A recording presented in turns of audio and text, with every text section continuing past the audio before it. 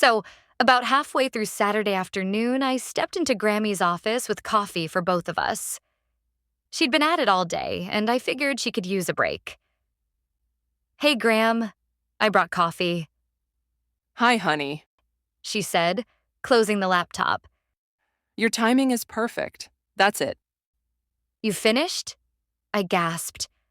Yes, I think so. I handed her a mug of coffee and sat down in the other chair. "So, what happens now?" I asked. Now I turn it into a PDF and send it to my friend Richard, who is a literary agent. Then we wait. She sipped her coffee, and I pulled out my cigarettes. "How long will it take, do you think?" I asked as she took one. Oh, I don't know. She replied. It'll probably sit at the bottom of a very large pile for a while. Richard is generally very busy. "But he's a friend, right?" Yes, Grammy confirmed as she lit up. but I'm not asking for any favors. "Aren't you excited?" Yes, no, maybe a little. she said thoughtfully. I don't really know how I feel. I've never written a book before. Hell, if it hadn't been for this stupid accident, I might never have finished it. "Well, I'm excited enough for both of us," I decided, Don't get your hopes too high, sweetheart. she told me. It could be weeks, months, or not at all. At least I know that Richard will give me an honest opinion. "But he can get it to the right publisher?" If he likes it, yes. And if it's no good, he'll tell me. And I guess I start over. "I'm sure it'll be brilliant," I said. I'll send a copy to your phone, so you can read it first. I was conflicted. On one hand, I really wanted to read it. And on the other hand, I wanted to read it as an actual book. You know? Grammy could see my dilemma, and she added, I could really use some feedback, honey. "Okay," I replied. "You should definitely send a copy to Lena as well. She reads a lot faster than me." Of course. Sunday, I drove us up to the lake and we had a picnic. Grammy got a chance to practice walking properly again, with the cane, at least until it started to get uncomfortable. It wasn't as far as she'd hoped, and I could tell she was disappointed. But I pointed out that just a week ago, she wouldn't have gotten more than a few steps. She sighed and we took a good rest. I told her that I had read the first chapter of her book before bed last night, and I thought it was wonderful. It was basically the story of how she met Grandpa, which I already kind of knew, but she had filled out more detail. It was clear that she really loved him, and it made me wish I could have at least gotten to know him a little. He seemed amazing. Yes, he was that. Monday morning, we got a surprise. A young man turned up at the door, Hi, I'm Marcus. he said as I answered. "Hello, Marcus," I said, rather confused. "Can I help you?"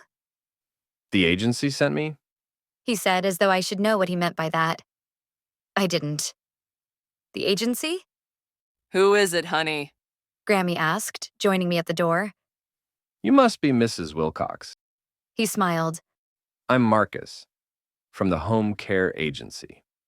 When this failed to clarify things, he added, Your daughter hired me to... Oh, did she now?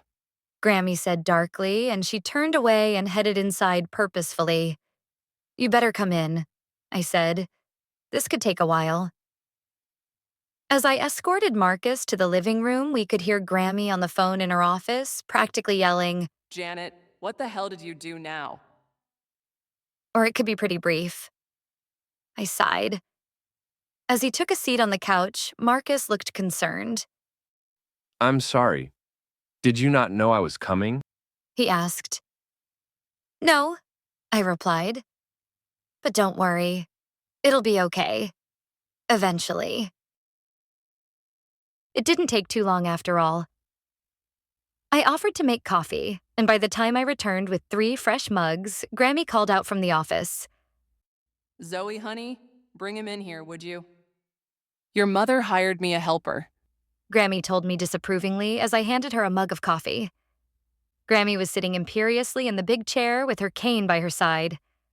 I thought that was a pretty good idea, but from the look on Grammy's face, I decided not to comment. Marcus took the other chair, and I retrieved one from the hallway for myself. So, Marcus, Grammy began. I gather you're engaged for the whole week? Yes, ma'am. He replied politely. Okay, tell me all about yourself. Well, He said confidently. my name is Marcus Jackson. I'm 22.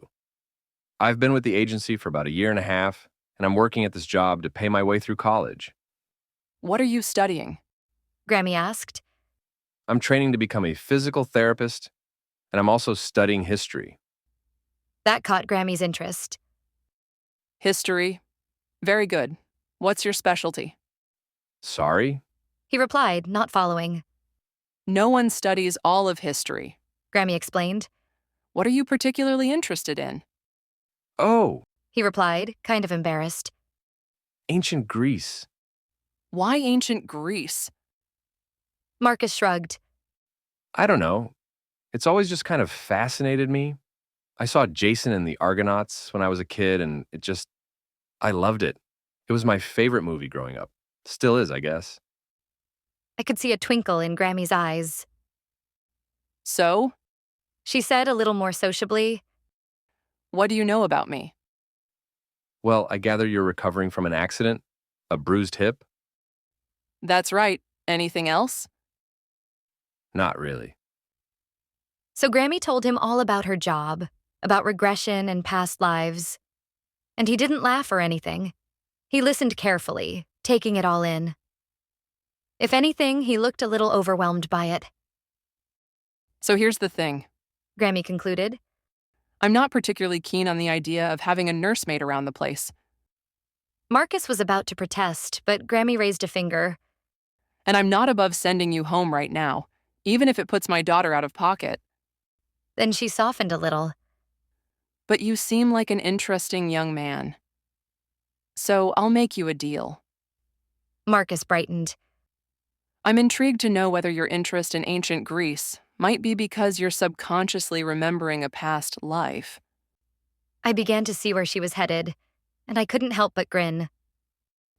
So, if you will allow me to hypnotize you, right now, and test my theory, then I'll let you stay on for the week. What do you say? At first, he seemed a little hesitant, then Grammy added, Trust me, it's a good offer. This is a freebie, and I usually charge a lot. Bewildered, Marcus looked to me for some kind of acknowledgement. I just grinned and told him, Trust me, it's really cool. And once again, I got to watch Grammy work her magic. In just a few minutes, Marcus was in the big chair, completely hypnotized, under my Grammy's spell. Marcus was very receptive. First, she carefully guided him back to a childhood memory, playing tag with his little brother. Then she took him back even further, back through time, to a previous life. Once again, I could see those rapid eye movements as he kind of gasped softly. Where are you, dear? Grammy prompted gently. It took a moment as he turned his head from side to side, taking it in. I'm on a ship. He said, We're at sea. It's a trireme, the Alcyon. My father is the Triarch. I'm learning navigation. Grammy smiled. What's your name, dear? She asked. Memnon. He replied. Is this your first time aboard? No, this is my third trip. I love the sea. If I could, I would travel to the ends of the earth. Then Grammy had him focus on the details, the ship, the crew, how far out they were and such. Marcus remembered it all with delighted fascination. Then, once she was satisfied, Grammy brought him back to us, back to the present. 3, 2, 1. Wide awake, dear. Marcus opened his eyes and gasped. Oh my God. Grammy chuckled and I grinned. I told you it was awesome, I was, he stammered. Just give yourself a moment. Grammy said. After you help me back into that chair, Marcus snapped back to reality and helped Grammy get up and swap seats. Grammy sighed and turned to me. do you have your cigarettes, honey? Of course, I replied and let her take one.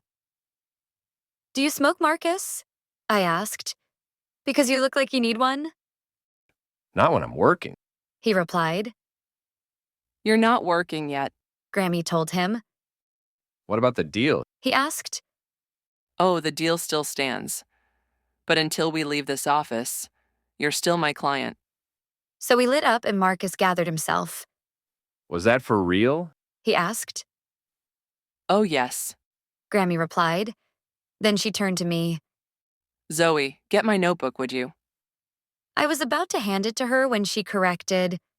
Not for me, for Marcus. I passed him the notebook and Grammy told him. Write it all down, all of it, everything you remember, no matter how trivial. You may also have senses or memories of things that weren't evident. Pay particular attention to anything that you just know without explanation. Marcus needed no further prompting. He put down his cigarette, picked up the pen, and started writing feverishly. Grammy turned to me and grinned. This is the first time ever that I let my client take care of the research. She said. Marcus looked up from his notes. Oh, God. I don't even know where to begin. He said. Start with the ship, Grammy told him. the Alcyon. That's Kingfisher, isn't it? Marcus nodded. People are often difficult to track down, She continued. especially when you go back so far. But something as significant as a ship, there should be a record of it somewhere. You just have to find it. You said your father was the... What was it? I asked. The Triarch. He replied. What is that? Like the captain or something? Kind of. He explained. Although the ship was technically owned by the state, the Triarch assumed full financial responsibility for it. The crew, the stores, the maintenance, everything. That's right. Grammy confirmed. It was a responsibility amongst the richest families, kind of like a tax, but very prestigious. And this would be his responsibility for about a year. Marcus concluded. So, yeah, I guess he was the captain. We finished our cigarettes as Marcus finished writing down everything he could remember from his regression. He even did a quick sketch of the ophthalmoi, which was a painted eye on the bow of the ship. Then we left the office, retired to the living room, and Marcus made us some tea before starting to make lunch. So, what do you think? I asked Grammy. I like him. She replied. I think he'll do. Marcus was an excellent cook. He presented us with a warm chickpea salad with spinach and a zesty lemon vinaigrette. Very Mediterranean. Grammy was impressed. Can I taste a hint of oregano? She asked after her first bite. Marcus nodded with a shy smile. Where did you learn to cook like this? I asked. My mom was sick for a long time, He replied. so I kind of had to learn. But Mom has a stack of cookbooks. So, Is she recovered now? Grammy asked. yeah, but I had to take care of her for a long time. So I guess I have plenty of experience. Grammy chuckled. Marcus, you can quit auditioning anytime you like. You got the job. So, around 3 o'clock, I left Grammy in Marcus's capable hands and headed home. Or left Marcus in Grammy's capable hands. I wasn't quite sure how it would work out.